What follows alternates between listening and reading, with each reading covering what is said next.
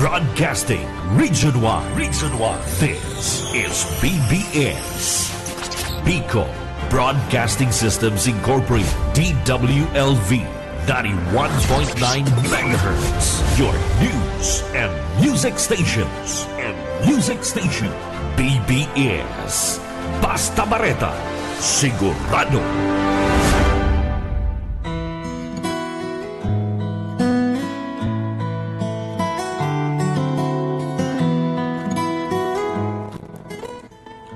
Magandang umaga po, Bicolandia. Magandang umaga po dito sa probinsya ng Camarines Sur.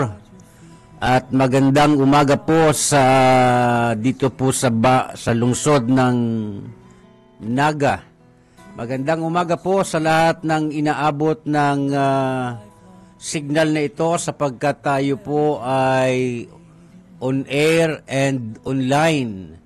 Magandang umaga po, Luzon, Visayas, Mindanao at sa lahat ng panig ng Pilipinas at sa labas ng Pilipinas at sa lahat pa po ng intentionally ay talagang sinasadyang makinig sa biyaya sa pagkaaga tuwing umaga sa oras po na maaga pa po ito, maaga pa po ito, kaya sa mga hindi sanay gumising ng maaga, nire-replay na lang po ito, Kaya is okay po kung hindi kayo makakapanood ng live, pero sa mga nagre-replay nito, maraming salamat po sa inyo sa mga sumusuporta dito po sa biyaya sa pagkaaga. Sa ngalan po ng Alliance of Ministries of Metro Naga Incorporated, ako po ang inyong lingkod, Pastor Luis Bolaños, at sa technical, si Sir Stephen Fabis. Sa loob ng ilang mga minuto, tayo ay sama-sama na mag-aral ng mga aral ng Diyos na siyang magiging gabay natin sa ating pagharap kung anuman ang mga kinakaharap o kakaharapin sa buhay. Mga hamon, mga problema, mga suliranin, mga pagsubok o mga sitwasyon o pangyayari na hindi po inaasahan, at least mayroon tayong pagkukuhanan ng gabay sa ating mga pagpili, sa ating mga gagawing desisyon, at kung ano ang dapat mangyari sa ating buhay, lalo na ng ating buhay na nakaugnay sa Panginoong Diyos. So muli po, habang kayo ay nagkakape, habang kayo ay may mga ginagawa na, pero bukas ang inyong radyo, sige po, magandang umaga sa inyong lahat at ang Diyos ang magpala sa inyong puso na pagtatamnan muli ng mga aral ng Panginoon ngayong umaga. Simulan po natin ito sa panalangin. Manalangin po tayo. Ama naming Diyos sa langit, muli po kaming nagpapasalamat sapagkat muli mo kaming pinagkalooban ng panibagong araw sa buhay namin. Salamat po sa nagdaang magdamag ng iyong pag-iingat sa amin. Salamat po ngayong mga oras na ito sa kalakasan, sa kapayapaan, sa kagalakan, sa kapanatagang loob, Panginoon. Salamat sa kalakasang pisikal, emosyonal, mental. Salamat sapagkat ikaw ang aming pag-asa, ikaw ang aming buhay, ikaw ang aming kalakasan, at sa buong maghapon na aming kakaharapin, hinihiling namin ang iyong tulong, ang patuloy na patnubay ng iyong banal na Espiritu. Sa pangalan po, Ama, ng Panginoong Hesukristo. Amen. Magandang umaga po kay Sister Eva Agregado at kay Sir Felipe Agregado Jr. At magandang umaga din po kay Ma'am Claire Dacuya Ricafort. At magandang umaga din po kay Ma'am Lourdes Garrido. Magandang umaga po sa lahat ng makakapakinig ngayon at makakapanood. Tuloy-tuloy na ho tayo mula po rito sa sulat ni San Pablo dito po sa Aklat ng Kolosas, Kabanatang 3, ang talata ay 15. Babasahin ko po ito sa King James Version. Ganito po ang nasusulat. Colossians chapter 3 verse 15. And let the peace of God rule in your hearts, to the which also ye are called in one body, and be ye thankful. Magandang umaga po kay Sister Jenna Jane Noblisala. Binabati ko nga po pala ng happy birthday si John Clyde. Happy birthday, at binabati ko po ang kanyang mama si Sister Cecil Bermas.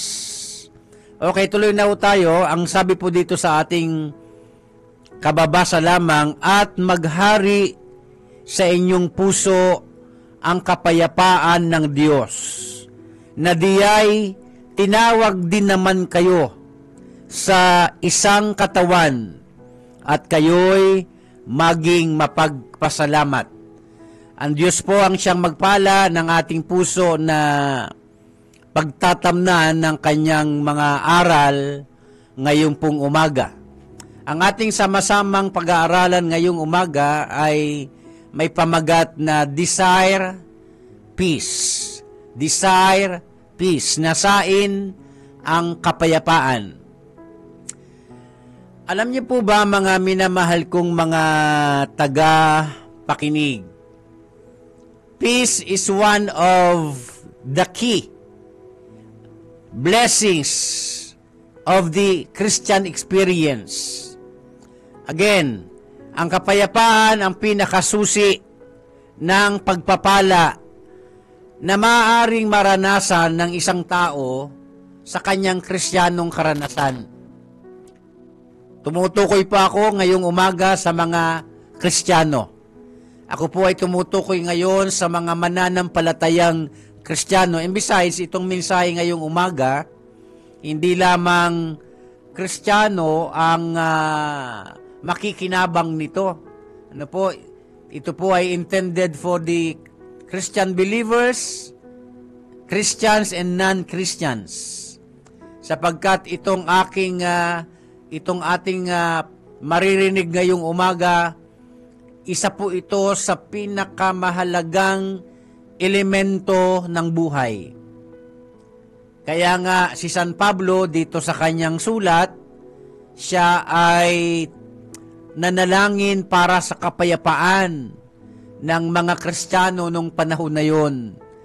At hindi lamang siya nananalangin para sa kapayapaan ng mga Kristiyano noong panahon niya, kundi siya ay nagsumulat pa para ipanawagan na payagan ng mga Kristiyano na ang kapayapaan ng Diyos ay maghari sa puso. Kaya ngayong umaga may dalawa lamang akong tatalakayin, dalawa lang. Kasi tansyado ko na ito eh. Sigurado akong kukulangin tayo ng oras. At least dalawa. Number 1, pag-aaralan natin, peace is possible. Number 2, peace is a preference. Yan po ang dalawa nating pag-aaralan. Ang kapayapaan ay posible. At ang kapayapaan ay isang kagustuhan. So dito po sa sulat ni San Pablo na kanyang isinulat sa mga Kristiyano sa Colosas, si San Pablo po ay nagbigay sa kanila ng isang pag-iisip na paghariin ang kapayapaan ng Diyos sa puso. Alam niyo po ba na ang kapayapaan ay posible? Opo, posible. Na kahit magulo ang isip mo, napakarami mong problema, napakarami mong inaalala, mga bagabag ng puso dahil sa kung anong mga pinag-iisip ng tao, Kristiyano man siya o hindi. But again, uulitin ko, ang kapayapaan ay isang posibleng maranasan. Posible. Kaya kung ano man ang kalagayan ngayon ng mga nakikinig, marahil sa makakapakinig nito, ano man ang kalagayan ninyo sa buhay, personal, sa pamilya, sa trabaho, at anuman ang mga pinagdadaanan nyo ngayon, siguro ay may mga tao ngayon na labis na nagugulumihanan sa pag-iisip dahil ang laging laman ng pag-iisip ay mga suliranin ng buhay. Alam niyo po ba na ito ay posible?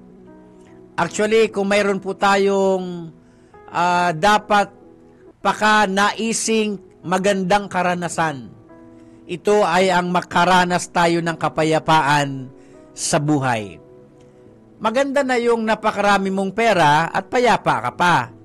Pero sa kabilang banda, kahit napakarami ng tao na pera, pero kung wala naman siyang kapayapaan, hindi niya po mai-enjoy ang buhay. Hindi po mai-enjoy ng tao ang kasaganaang mayroon siya materially.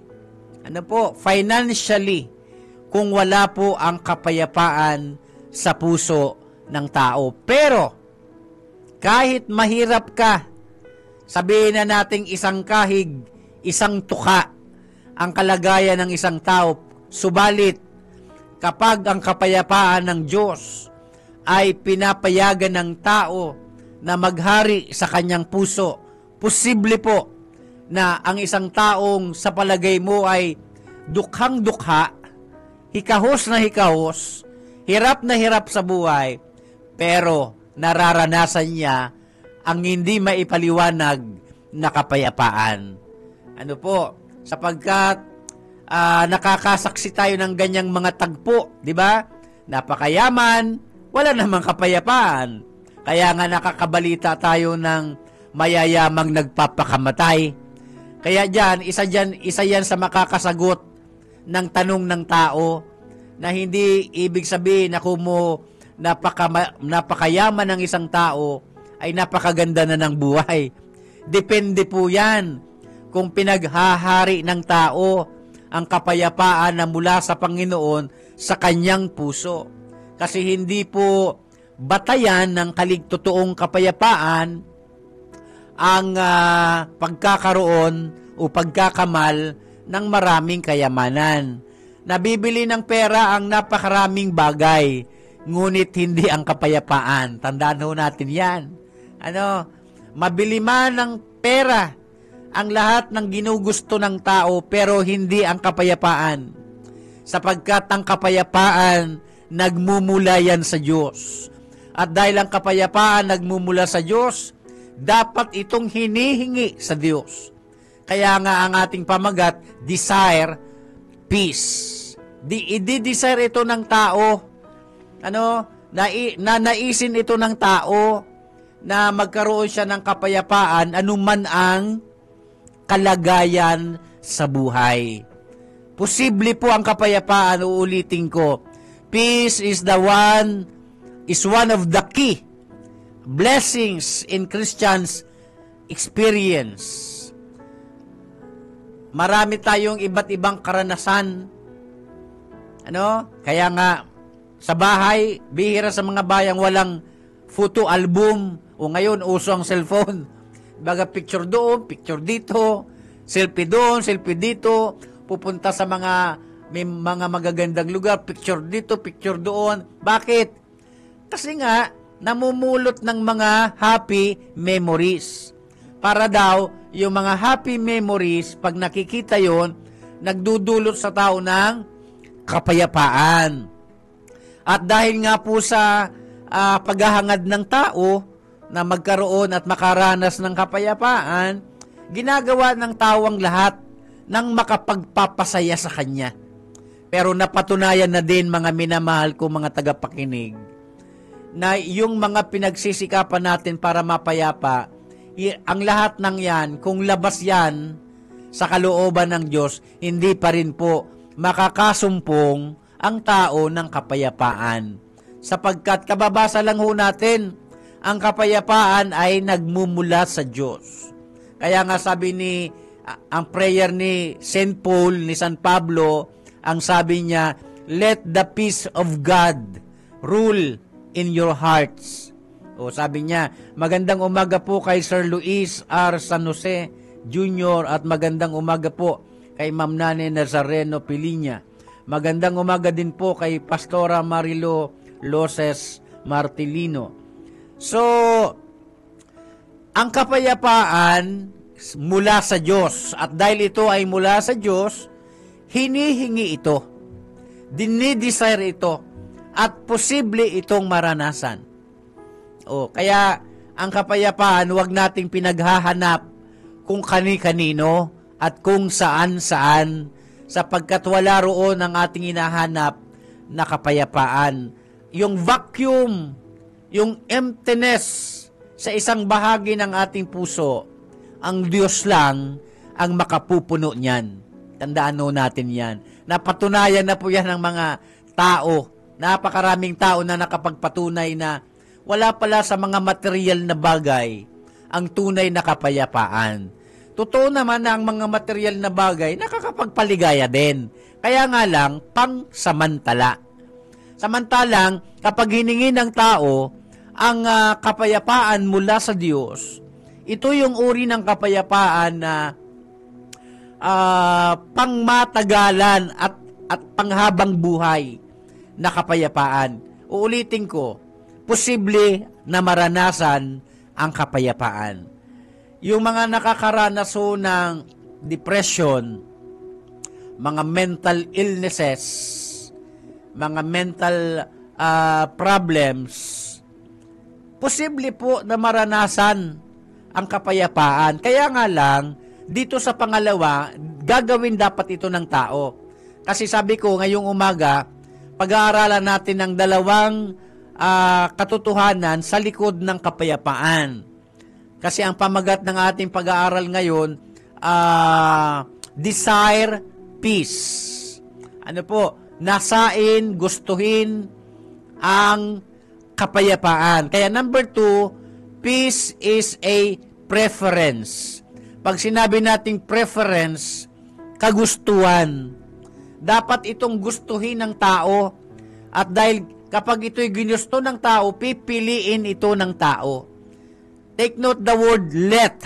Sa English translation, lalo sa King James Version, ang pagkakasulat po dyan sa Colossians chapter 3, verse 15, ganito ang nasusulat. Let the peace of God. The word let is a preference. Ang tao, ang kailangang gumusto. Kailangan ng tao ang pipili. Papayagan ng tao na maghari yung kapayapaan. Kasi ang kapayapaan hindi basta maghahari na lang ng basta-basta hanggat hindi ito ginugusto ng tao. Ngayon, kapag ginusto ng tao ang kapayapaan, may mga gagawin ng tao. Maraming tao nagugusto ng kapayapaan. Ang problema, hindi naman tayo nabubuhay o lumalakad sa landas ng kapayapaan. Kumbaga, gusto nating matahimik ang ating pag-iisip, pero ang problema, yung mga ginagawa natin, yung mga inuugali natin, yung paraan ng ating pag-iisip, hindi naman patungo doon sa landas ng kapayapaan. Kaya nga, sabi ni San Pablo sa kanyang sulat, let the peace of God. The word let, meaning, it is a preference. Kailangan mo talagang gustuhin na sa gitna ng mga kaguluhan, sa gitna ng mga problema, sa gitna ng mga pagsubok, sa gitna ng mga karanasang hindi magaganda, kailangan gustuhin ng tao na siya ay maging mapayapa pa din. Okay? At yung kapayapaan na yun, uulitin ko, ang magsusupply niyan, ang magsusustain niyan, ang Diyos. At dahil ang Diyos ang magbibigay ng kapayapaan, dito papasok ang aral na kinakailangan ako at ikaw ay may tamang kaugnayan sa Diyos. Kasi kahit naman gustuin nating mapayapa, kung wala naman tayong tama at tunay at maayos na kaugnayan sa Panginoong Diyos, hindi pa rin tayo mapapayapa. Puro na lang tayo pangarap. Sana mapayapa na kami. Sana matahimik ng buhay. Hindi po yan isang salita lamang. Yan ay isang preference. yan ay isang kagustuhan. Nagugustuhin ko, gugustuhin mo na maging mapayapa. At dahil ginusto mo yan, magsimula tayong mabuhay ng tama. Halimbawa, marami tayong problema. O kahit naman tayo maraming problema, posible po, sabi ko nga dun sa number 1, posible na mapayapa ka. Gustuhin mo lang ito. Meaning, pag may magumugulo sa ating isipan, dahil sa mga sitwasyon natin sa buhay, ititiwala natin yan sa Panginoon. Yung mga kabigatan ng buhay, ilalagay natin yan sa mapagmahal na pangangalaga ng Diyos at doon ka lamang mapapayapa. Ibig sabihin, ikaw ang magdidesisyon maging mapayapa.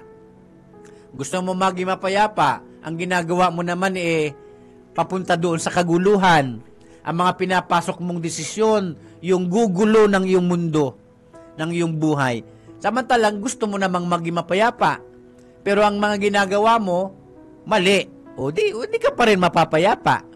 Bagaman ang kapayapaan ay it is a preference, pero may connection ito sa mga gagawin nating uri ng pamumuhay.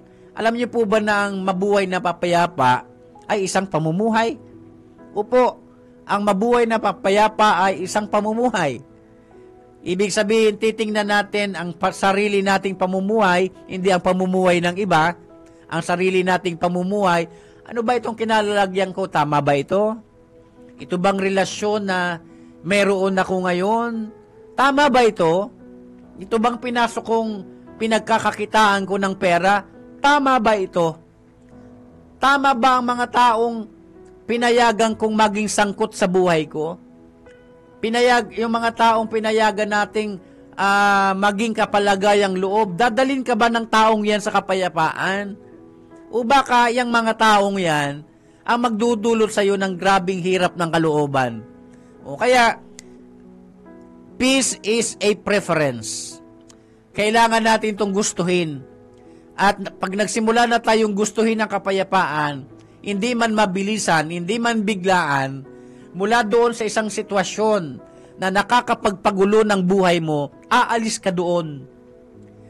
Matatag kang magdedesisyon, aalis ako dito sa kalagayang ito, na puno ng kaguluhan, nagdudulot sa akin ng problema, aalis ako dito, lilipat ako dito sa isang uri ng pamumuhay na gusto ng Diyos para sa akin. Kaya ngayong umaga, sa buong maghapon, naway tulungan tayo ng Diyos na piliin natin ang landas ng kapayapaan. Because peace is a preference. Huwag mong payagan na maghari sa puso ang kaguluhan. Kaya nga ang prayer ni San Pablo, let the peace of God rule in your hearts.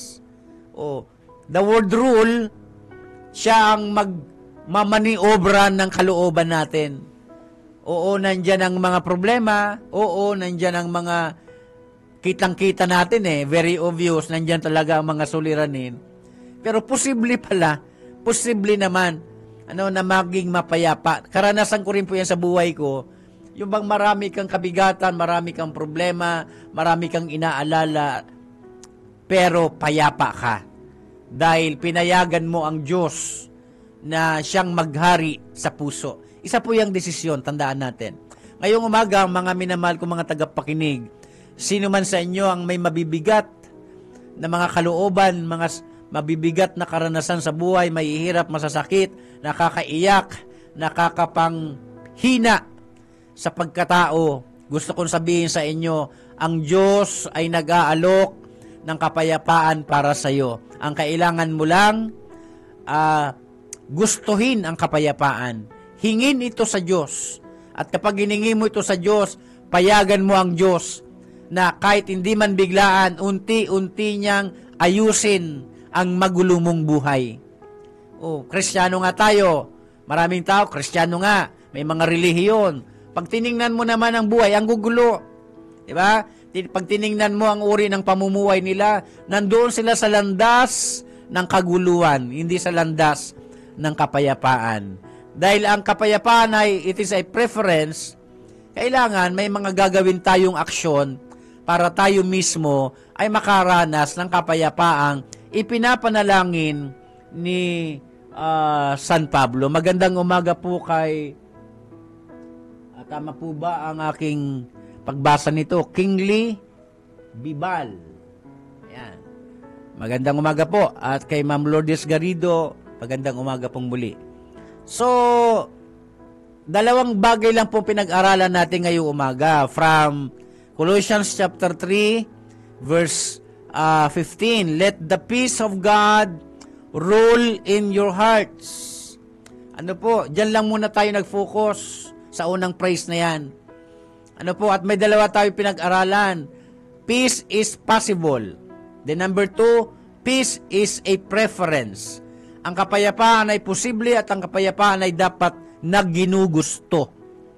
Tayo ang pipili niyan. Kaya nga ang pamagat natin ay desire peace. Kailangan natin itong nasain. Pag kasi ang maging mapayapa ay isang desisyon. Ang maging magulo ay isa ring desisyon. Ang maging mapayapa ay isang pagpili. Ang mabuhay na may kaguluhan, isa ring pagpili. Tayo ang maglalagay ng ating sarili sa isang mundong mapayapa na kahit napapaligiran ng maraming nakakapagpagulo at kaguluhan, pero posibleng maging mapayapa at ito ay kailangang gustuhin. At kapag ginusto mo na ito, simulan mong payagan ng Diyos na, kumbaga sabi sa ibang salita, kumpunihin, i-rebuild, yung mga nasirang mga karanasan sa buhay na nagdudulot ng kaguluhan.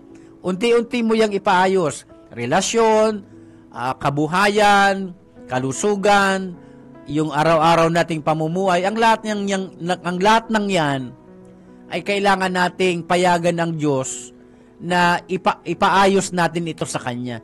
Kasi hanggat hindi yan naayos, hindi magiging mapayapa ang buhay natin. Buhay mag-asawa, gusto mo maging mapayapa, ay may iba ka namang karelasyon. Natural, magiging magulong buhay mo. Di mag-focus ka lang doon sa totoo mong asawa, totoo mong pamilya, di ba? Pumasok kayo sa isang relasyon na nagdudulot sa iyo ng kaguluhan, ng kung ano-anong mga sanga-sanga, mga problema. Umalis ka dyan. Payagan mo ang Diyos, ayusin ang buhay mong magulo. Nagugulo ang buhay mo dahil pumapasok ka sa mga masasamang bisyo, nasasangkot ka kung saan-saan, kung ano-ano. Umalis ka dyan. Payagan mo ang Diyos na ayusin ang buhay mo. At mararanasan mo yan. Posible yan. Ako nga po, personal, hindi nyo lang naitatanong, kung hindi ko pinayagan ng Diyos na tuluyang ayusin ang buhay ko, wala po ako sa ganitong kalagayan. Ay, pinayagan ko siya, kaya natahimik ang buhay ko. Ganon din po sa atin, lalo po sa mga pamilya ngayon na nakikinig, magugulong pamilya, mga broken families, di ba? Broken relationship, posible pong maging mapayapa. Basta payagan natin na ang kapayapaang mula sa Diyos ang maghari sa ating puso. Wag nating papayagan ng demonyo na sirain ang pananahimik natin sa buhay. Nasa pagpayag lang naman yan. Sino bang papayagan mo? Ang Diyos o ang demonyo? Pag pinayagan mo ang Diyos na maghari sa puso mo, mapapayapa ka. Pero pag pinayagan mong demonyo na sirain ang buhay mo, magugulo ka talaga hanggang patayin ka niya. Ganun ang papel ng demonyo sa buhay natin. Samantalang ang papel ng Diyos, ang nais niya lagi, mapayapa tayo. Ngayon, kung hindi ka mapayapa dahil lumalabas ka sa kagustuhan ng Diyos, problema mo na yan. Kaya nga, kung ayaw mong mamroblema, lumapit ka sa Panginoon at payagan mo ang kapayapaan niya ang maghari sa buhay mo. Manalangin po tayo. Ama naming Diyos sa langit, marami pong salamat. Kulang man po ang aming oras, pero ang aming mga narinig ngayon ay sapat na upang mabuhay kami ng mapayapa. Kasi posible naman palang mabuhay ng payapa. Pero kailangan namin itong gustuhin. Kailangan namin itong piliin at lakaran at isabuhay. At doon lamang magsisimula ang kapayapaang totoo na pwede naming maranasan na nanggagaling sa inyo. Dinadalangin ko po ang lahat ng tagapakinig at lahat ng makakapakinig pa nito, magre-replay nito. Ano man ang kanilang mga kalagayan sa buhay, tulungan mo sila, Panginoong, piliin nila ang landas ng kapayapaan at hanapin kanila sa kanilang mga buhay. At doon lamang magsisimula na ang buhay nila ay maaayos at mapapayapa.